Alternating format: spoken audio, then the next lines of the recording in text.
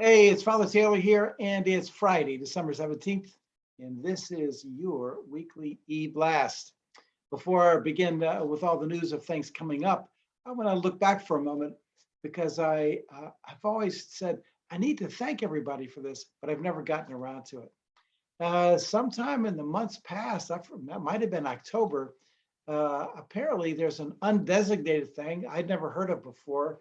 It's kind of like a thank your pastor month. Go figure. I didn't even know about it. But I can't tell you how many cards with beautiful notes that I got from all kinds of people in our church. It's really outstanding things. I mean, I got so many, I don't know what to do with them all. But I just want to say to everybody who took the time to send me a card, thanks for doing that. It's been a real long year, and I just really appreciated that. And some of your notes, really spoke to my heart. Were very encouraging, and we all tried to encourage one another. Well, I was deeply encouraged by the things you wrote and those cards. So thank you very much for that. So I just want to put that out there. All right.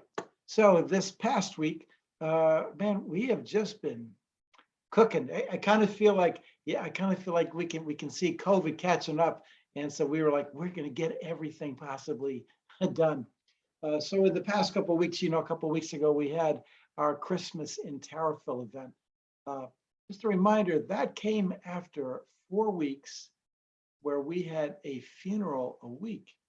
So in addition, while people are dealing with, hey, let's make a Christmas place for every member of Simsbury to be able to come, we're still dealing with grief. And that means services, and that means like speaking to people. That means people going through hard stuff. But we were doing that. We also kept going, and we had that great time. About 200 plus people here that weekend. We also were able to minister to the church that meets down by the pond. I think we call it Lunch in the Park here. That was also going on. We just had really wonderful things going on in that week.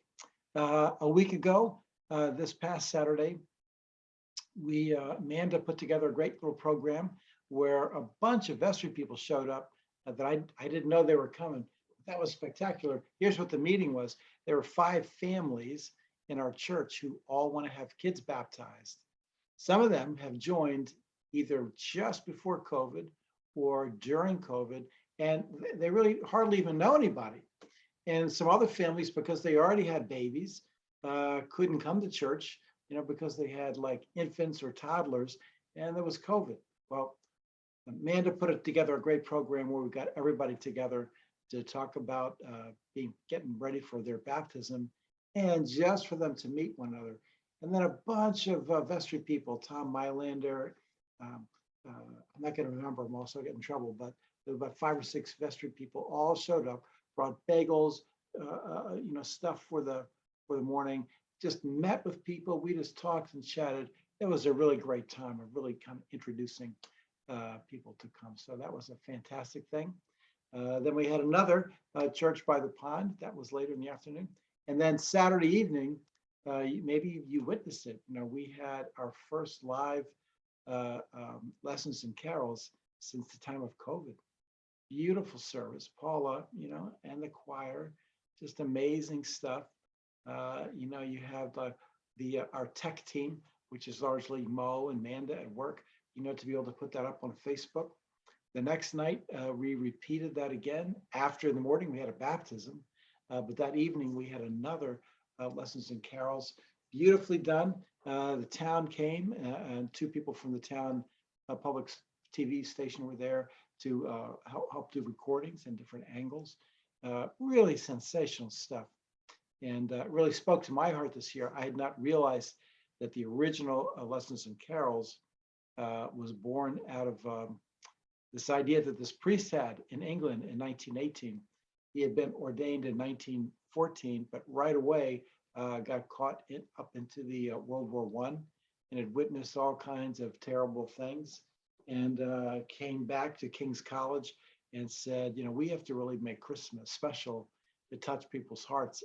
And I think we can do that through the message from Genesis all the way through, the message of God that culminates in the birth of Jesus. So that had a similar effect, at least for me, at those things. So thanks to all those people that did so much work to put that together. So that was sensational. And so now here we are. We have church service coming up on Sunday at 8 and 9:45. We are watching the COVID issues things. We're watching that like crazy. And so we're continuing to schedule as we have. And so this Sunday, we got services at 8 and 9:45. And then, of course, coming up, we have services on Friday. So Friday at 5 o'clock, we have this great outdoor service. Last year, if you remember, we were only going to be able to do one in-person service. Or I should say it this way. Our only chance for an in-person was going to be outdoors, just one chance for an in-person service. And the later service was Zoom only. And so that night, we had but as it turned out, it looked like Christmas Eve was going to be a bust because it was supposed to be drizzly and rainy. So last year, if you remember, we had our Christmas Eve service. Beautiful night, just the right temperature, kind of sparkly everywhere. It's beautiful. And then we had a foggy Christmas Eve service, and then we had the Zoom service. This year, Christmas Eve, we have the outdoor service at 5 o'clock. That is, bring your lawn chair and your big blanket or coat, whatever. I don't know, it's 60 degrees right now. I have no idea. I mean, you think it's going to be cold. Maybe it will be, maybe it won't be, but come dressed and prepared. We're going to have our outdoor service. It's all lining up to be another great service to be able to worship the Lord and to be together outdoors. And then at 8 o'clock, we are having, by reservations only, a 8 o'clock service indoors. And that's got a smaller version of the choir and some great carols, multiple readings. It's like the Christmas service, a little bit condensed, but it's the Christmas service. And for that one, because of COVID, if you would like to come to that one, you have to sign up go to the website. I'm sure the information is in the written part. Go to the website, and just like you signed up for lessons and carols, you press a little button, give some information, and you make a reservation so you can come. We're limiting that to 60 people because of the COVID situation. So we're just limited to 60. So Christmas Eve, 5 o'clock outdoors, 8 o'clock indoors. Both will be on, the outdoor service will not be broadcast. I don't know, we might pull it off because we have some new technology. We might be able to do that, but it's just hard to do. But certainly the 8 o'clock will be also on Zoom and streamed to Facebook. And you can see the instructions of that on the written part of the eBlast. So that's Friday. But then you blink your eyes, and guess what? It's right back. It's Sunday the 19th, and so we'll also have our regular Sunday services on the 19th. Christmas Day. It's always been a smaller attendance because everybody went Christmas Eve, and everybody's opening presents on Christmas Day. But we do have a service on Christmas morning. No bulletins. I'm going to run the whole service. Paula insists on being there, so we'll have some music. So it'll be a Christmas Day service if you'd like to come to that. I try to get there early and like we did Thanksgiving, make some coffee. We can hang out a bit if the protocols for COVID will allow us. So anyway, so this Sunday, 8 and 9:45, as usual. Christmas Eve, 5 o'clock outdoors. Dress appropriately. 8 o'clock. We do have 60 seats indoors. Register, and also check out the details for Zoom. And then we're back to, and then Christmas morning, the 25th, is at 9 o'clock. 9 o'clock on Christmas morning. Okay. Hopefully, I hope I put that together correctly. But you can check the details. We've had some folks who have gotten very sick, but have all, praise God, are all on the mend.